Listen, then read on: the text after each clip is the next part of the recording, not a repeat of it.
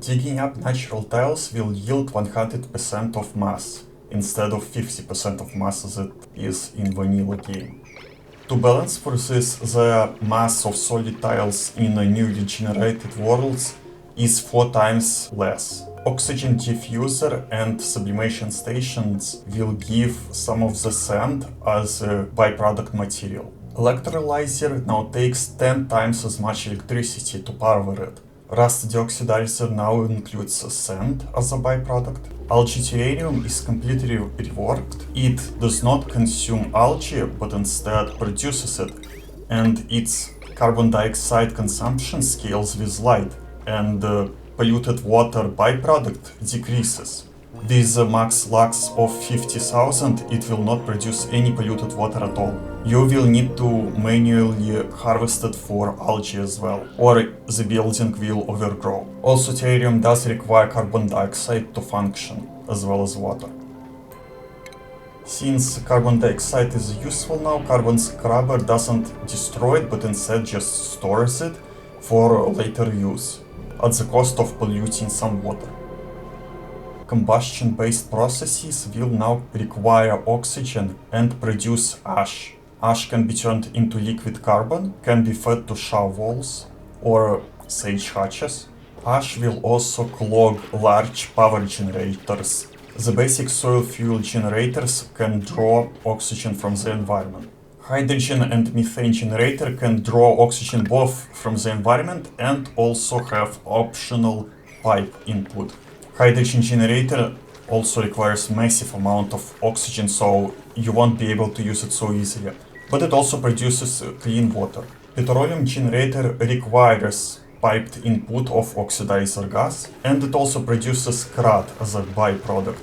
CRAD is just a junk material that can only be used for construction. Batteries and transformers will take water damage just like metal power banks if they have charge in them, and will explode. Wires have different wattage capacity based on their material. Transformers and large transformers also mirror this capacity.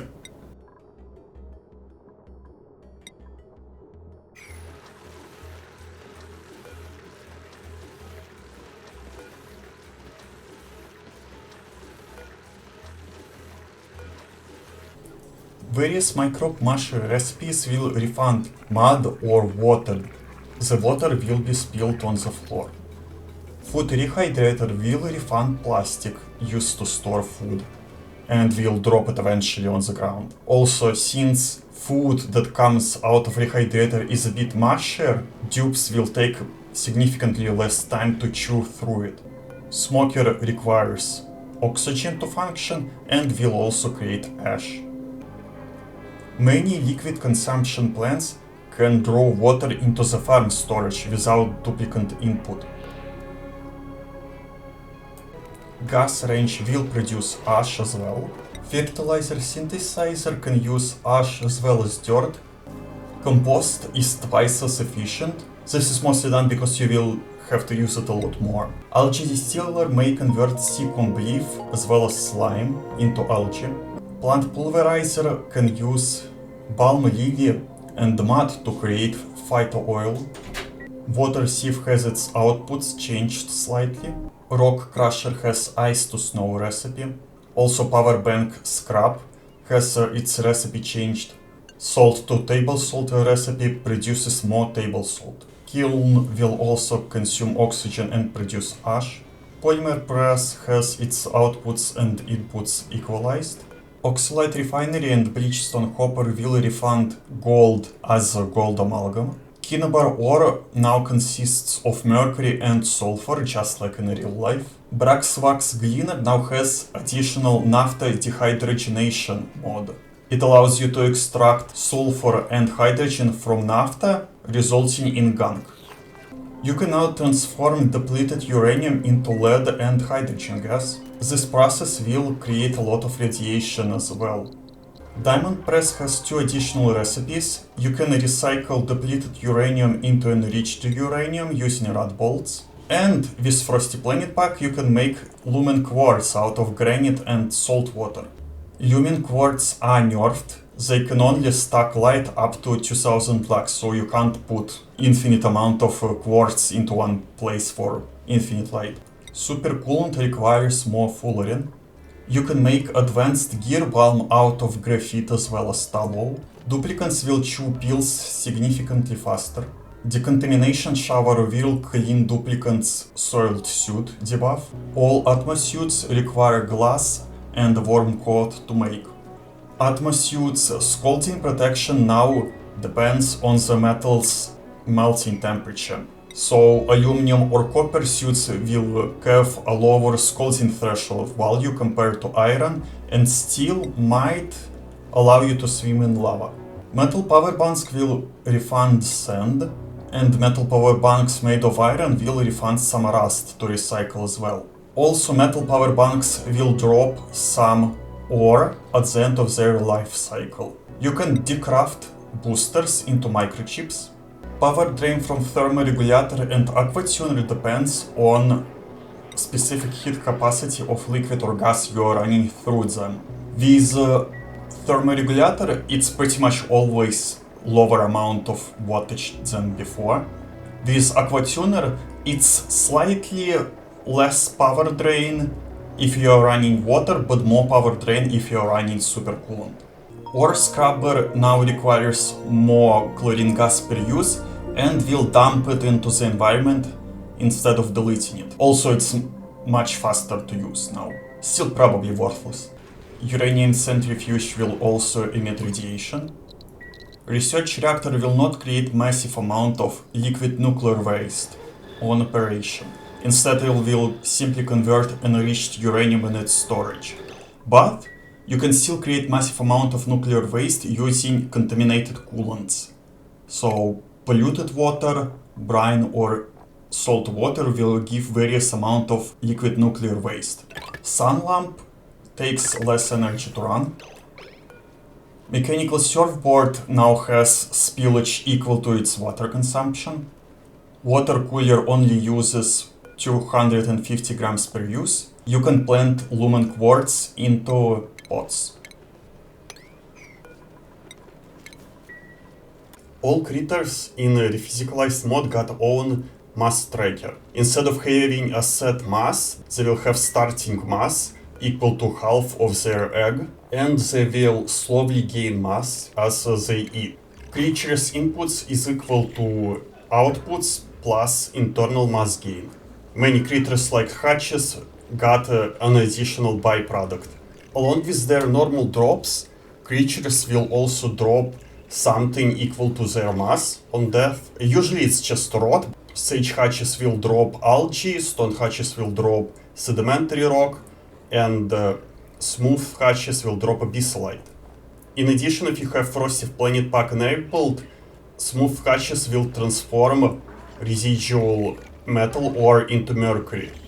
Shineback morphs progressively increase their light intensity. They also drop a little bit of glass on death. Usually for critters with scales, if they just output a little bit of fiber, I didn't bother counting this mass in. But for glossy draco, since it produces a lot of plastic, scale growth will actually drain its mass, and glossy draco's scales will not grow if it means putting glossy draco's mass under 1 kilogram. As a compensation, their scale growth is actually faster now.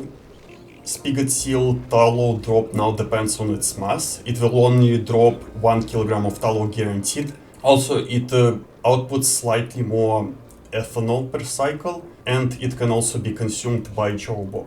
So for Sweetle, it will now consume passively carbon dioxide, and it will only produce sugar when it has carbon dioxide to convert during consumption of sulfur. The sulfur itself simply transforms into ash. A new rephysicalized metabolism mechanic added, which relies on creatures consuming things that don't actually give them calories, but instead those materials are used in new metabolic processes.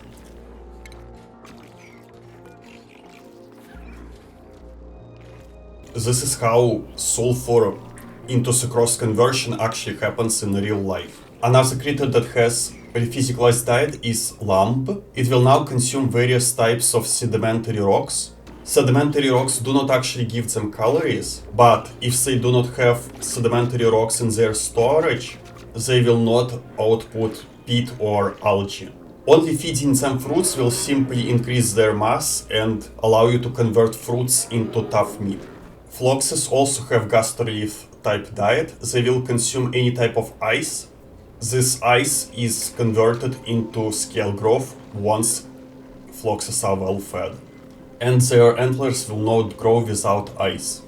Behemoths now drop significantly less meat. Instead, half of their mass on death will drop as meat. Jawbones have their mechanics changed. They will not produce any rust from consuming just the fish meat, and they will not produce 60 kilograms of rust per cycle just from eating fish.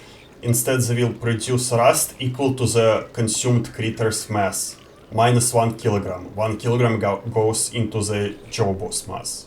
Same thing with rexes.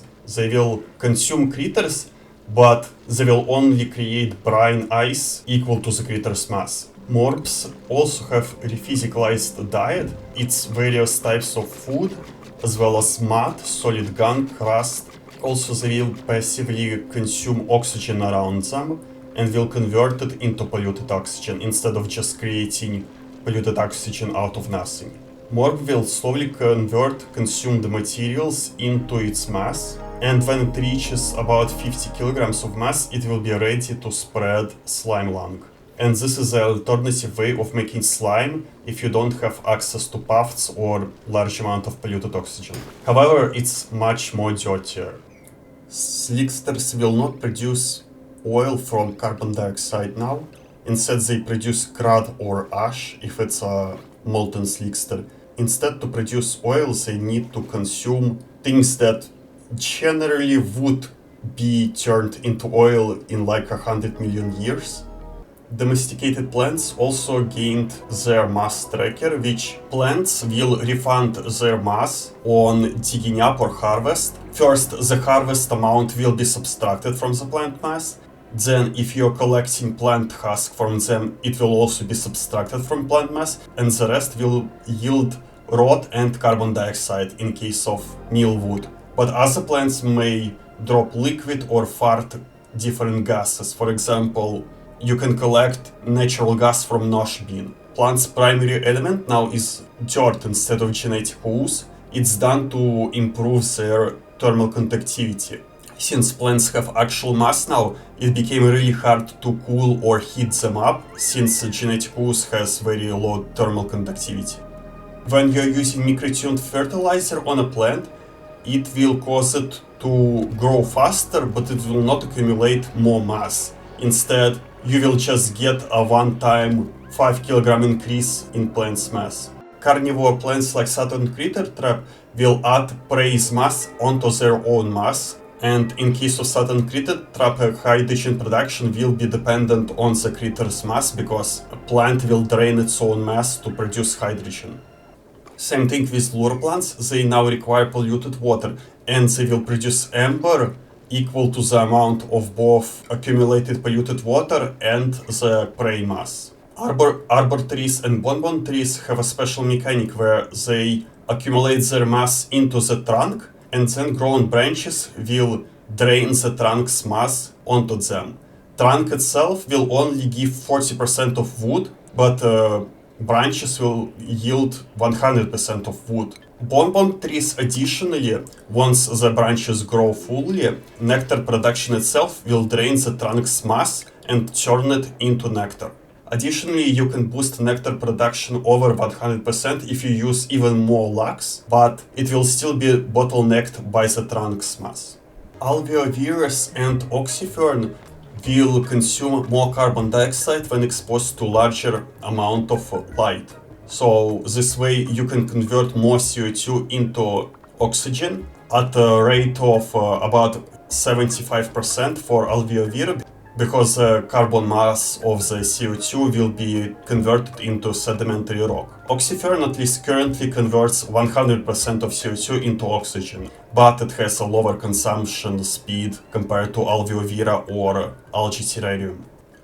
Balm lilies are not free and require salt.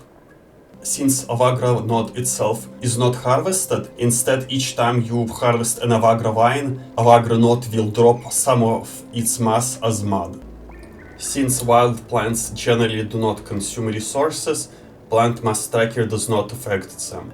They will still drop the bare minimum amount of resources. Cooking from the environment mechanic is extended to not just egg, but now includes most foods. As well as proper submerged element, it can also consume some of the submerging element into the recipe. Foods now have dirt as their primary element and will turn into sand at a temperature of over 300 degrees, and also some recipes may turn into ash if they are overheated.